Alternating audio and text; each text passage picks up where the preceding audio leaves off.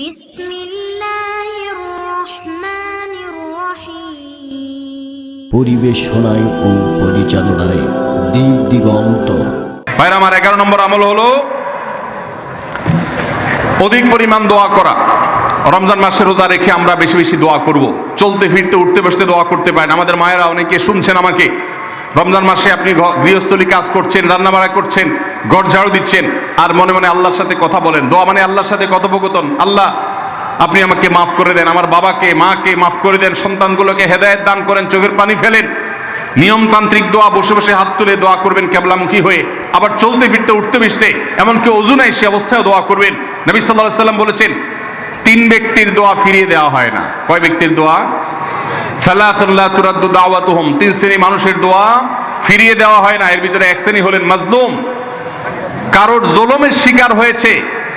এই ব্যক্তি জালেমের বিরুদ্ধে যে তার মনের আকুতি থাকে, বদদোয়া থাকে, আল্লাহ সুবহানাহু ওয়া তাআলা এটা ফিরিয়ে দেন না। এই জন্য পৃথিবীর ইতিহাসের কোন জালিম আপনি দেখাতে পারবেন না যেই জালিমকে আল্লাহ ছেড়ে দিয়েছেন, আল্লাহ ছাড় দিয়েছেন কিন্তু চূড়ান্ত ভাবে ছেড়ে দিয়েছেন, এমন কোন জালিম আপনি দেখাতে পারবেন না। এই জন্য ভাই কখনো কোন অবস্থাতে কারোর প্রতি আমরা জুলুম করব না। আল্লাহ আমাদেরকে সেটা মানার তৌফিক দান করুন। তাহলে 3 ব্যক্তির দোয়া কবুল হয়, ফেরত দেওয়া হয় না। তার ভিতরে একজন হলো মাজলুম, যার প্রতি আপনি জুলুম করেছেন, সে আপনার বিরুদ্ধে যে বদদোয়া করে, এটা লাগবেই লাগবে, আজ হোক আর 2 দিন পরে হোক। নাম্বার 2, মুসাফির, যে ব্যক্তি সফরে আছে, সফররত অবস্থায় সে যদি দোয়া করে, সে দোয়া আল্লাহ তাআলা কবুল করেন। 3 নম্বর হলো রোজাদার ব্যক্তি, আস-সাইম হাত্তা ইফতির, রোজাদার ব্যক্তি সারাদিন ভর রোজা করলে ইফতার রাগ পর্যন্ত, সারাদিন দোয়া করলে ইফতার রাগ পর্যন্ত তার দোয়া কবুল হয়। এই জন্য রোজা রেখে আমরা বেশি বেশি আল্লাহর কাছে দোয়া করবো ইনশাআল্লাহ। চলতে ফিরতে উঠতে বসতে মনে মনে আল্লাহর সাথে কথা বললেন, চাওয়া দাওয়াকে পেশ করলেন, বাস এইটাই হলো দোয়া। এটা হলো আমাদের রমজান মাসের 11 নম্বর আমল, বেশি বেশি দোয়া করা। 12 নম্বর আমল হলো মিথ্যা এবং কাজ পরিহার করা। রমজানের সকল পাপাচার তো পরিহার করবই, বিশেষভাবে মিথ্যা কথা, মিথ্যা কাজ পরিহার করা। কারণ নবীজি সাল্লাল্লাহু আলাইহি ওয়াসাল্লাম এর জন্য আলাদা নির্দেশ করেছেন। তিনি বলেছেন, মাল্লাম ইয়াদা কাওলা যুরি ওয়াল আমালা বি ফালাইসা লিল্লাহি হাজা আন ইয়াদা তাআমাহু ওয়া শারাবা। যে ব্যক্তি রমজানে রোজা রেখে মিথ্যা কথা, মিথ্যা কাজ ছাড়লো না, তার উপোস থাকায় আল্লাহর কোনো ঠেকা পড়ে নাই। 13 নম্বর আমল হলো অশ্লীলতা এবং বিবাদ, বিতণ্ডা, ঝগড়া, এগুলো পরিহার করা।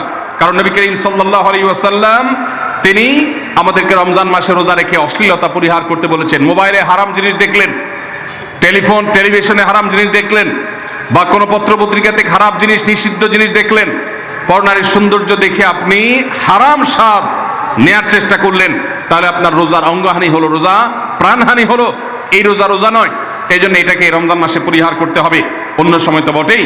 এবং সেই সাথে কেউ যদি আপনার সাথে ঝগড়া করতে আসে, নবীজি শিখাই দিয়েছেন, ফালিয়াকুল ইন্নী সায়েম, কেউ রোজা রাখা অবস্থায় ঝগড়া করতে আসলে বলবেন, ভাই আমি রোজাদার, আমি তোমার ঝগড়ার জবাব দিতে পারবো না।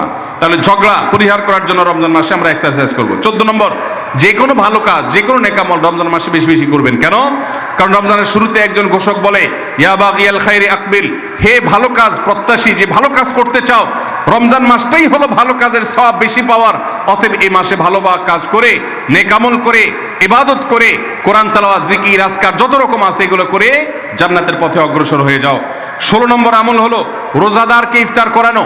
অর্থাৎ নিজে ইফতার করার পাশাপাশি অন্য কোন রোজাদারকে ইফতার করাইলে আল্লাহ তাআলা ওই রোজাদার যে পরিমাণ সওয়াব পাবেন, আপনাকেও সেই পরিমাণ সওয়াব দিবেন ইনশাআল্লাহ। 17 নম্বর আমল হলো বেশি বেশি কোরআনে কারীমের তেলাওয়াত করা। রমজান মাসে আল্লাহ তাআলা আমাদের সবাইকে,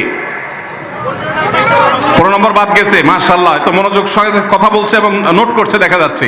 তাহলে আমরা আবার পেছনে যাচ্ছি ইনশাআল্লাহ। 15 নম্বর আমল হলো বেশি বেশি ইস্তেগফার করা। বেশি বেশি কি করা? ইস্তেগফার করা, অর্থাৎ ক্ষমা প্রার্থনা করা। কেন ক্ষমা প্রার্থনা বেশি করবেন? কারণ নবী করিম সাল্লাল্লাহু আলাইহি সাল্লাম বলেছেন, ওয়ালিল্লাহি উতাকাউ মিনান নার ওয়া যালিকা ফি কুল্লি লাইলা। রমজানের প্রত্যেক রাতে আল্লাহ তাআলা বহু মানুষকে জাহান্নাম থেকে মুক্ত ঘোষণা করেন। ভাইরা আমার, আমাদের পাপাচারের কারণে জাহান্নামীদের তালিকা নাম উঠে থাকলেও রমজানে আল্লাহ বহু মানুষকে ঠিক দেন যে এই লোককে জান্নাতি ঘোষণা করা হলো, জাহান্নাম থেকে মুক্ত ঘোষণা করা হলো। এই জন্য এই মাসে আল্লাহর কাছে বেশি বেশি মাফ চাইতে হয়, ইস্তেগফার করতে হয়, চোখের পানি ফেলে দোয়া করতে হয় যে আল্লাহ আপনি মাগফিরাত নসিব করেন। এটা হলো 15 নম্বর আমল। 16 নম্বর আমল হলো রোজাদারকে ইফতার করানো। নিজে ইফতার করবেন, পাশাপাশি রোজাদার ব্যক্তিকেও ইফতার করাবেন। নবী সাল্লাল্লাহু আলাইহি সাল্লাম বলেছেন, যদি কোনো ব্যক্তি কোনো রোজাদারকে ইফতার করায়, তাহলে যেই ব্যক্তি তাকে ইফতার করালেন তার রোজার সওয়াব তো সে পাবেই, আপনি ইফতার করায়া সমপরিমাণ সওয়াব লাভ করবেন ইনশাআল্লাহ। অতএব মসজিদে ইফতার দেওয়ার ব্যবস্থা করা যেতে পারে, রাস্তাঘাটে, বিশেষ করে পাবলিক পরিবহনে, এমনকি প্রাইভেট গাড়িতেও সন্ধ্যার সময় ইফতারের সময় অনেক সময় খাবার থাকে না, তখন আপনি রাস্তা দাঁড়িয়ে যদি সামান্য একটু খেজুর, সামান্য একটু পানি বিতরণ করতে পারেন তাহলে সবটা পাওয়া যেতে পারে। আপনার বাসা আশেপাশে অনেক অভাবী মানুষ আছে, তাদের বাসা আপনি ইফতার পৌঁছে দিতে পারেন, এর মাধ্যমে রোজাদারকে ইফতার করানোর সওয়াব পেতে পারেন। 17 নম্বর আমল হলো বেশি বেশি কোরআনে কারীমের তেলাওয়াত করা। কোরআনে কারীমের তেলাওয়াত রমজান মাসে বেশি বেশি করব। কেন? কারণ হলো এই মাসটাই হলো কোরআন নাজিলের মাস। আল্লাহ তাআলা রমজান মাসে কোরআন নাজিল করেছেন। আল্লাহ বলেছেন, শাহরু রমাদান আল্লাযী উনজিলা ফীহিল কুরআন হুদাল লিন-নাস ওয়া বায়িনাতিন মিনাল হুদা ওয়াল ফুরকান। রমজান মাস এমন যে মাসে আল্লাহ তাআলা কোরআন নাজিল করেছেন, এই জন্য এই মাসে বেশি বেশি রোজ কোরআন তেলাওয়াত করতে হবে। নবী করিম সাল্লাল্লাহু আলাইহি ওয়াসাল্লাম বেশি বেশি রমজান মাসে কোরআন তেলাওয়াত করতেন। আমার পূর্বসূরি সালাফগণ কেউ কেউ রমজান মাসে অন্য সব আমল কমিয়ে দিয়ে কোরআন তেলাওয়াতটা সবচেয়ে বেশি করতেন। এই জন্য দিনে এবং রাতে বেশি বেশি করে কোরআন শুদ্ধতার সাথে, সৌন্দর্যের সাথে তেলাওয়াত করব, অর্থ সহকারে বুঝে পড়ার চেষ্টাও পাশাপাশি করব ইনশাআল্লাহ। 18 নম্বর আমল হলো কোরআন পরস্পরকে শোনাশুনি করা, বুঝে পড়া। অর্থাৎ আপনি কোরআন তেলাওয়াত করবেন, আপনার স্ত্রী শুনবে, আপনার মা শুনবে, আপনার বোন শুনবে, আবার তারা তেলাওয়াত করবে, আপনি শুনবেন। আমরা তারাবির নামাজে এক পক্ষীয় তেলাওয়াত শুনি, হাফেজ সাহেব তেলাওয়াত করেন, আমরা শুনি, কিন্তু আমরা তেলাওয়াত করে আরেকজন শুনবে, এটা হয় না। নবী সাল্লাল্লাহু আলাইহি সাল্লাম রমজান মাস আসলে জিবরিল ফেরেশতার সাথে কোরআন শোনাশুনি করতেন। জিবরিল তেলাওয়াত করতেন, নবীজি শুনতেন, আবার আমাদের নবীজি তেলাওয়াত করতেন, জিবরিল শুনতেন। এটা সুন্নত। এই সুন্নতটা বিলুপ্ত হয়ে গেছে, এটা নিয়ে চর্চা নাই। এই জন্য আমরা এটা বাসা বাড়িতে নতুন করে জিন্দা করব। আল্লাহ আমাদেরকে তৌফিক দান করুন। 19 নম্বর আমল হলো দান সাদাকা বেশি বেশি করা। নবীজি সাল্লাল্লাহু আলাইহি সাল্লাম এমনিতেই প্রচুর পরিমাণ দান করতেন, কিন্তু রমজান আসলে তার দানশীলতার পরিমাণ আরো বেড়ে যেত।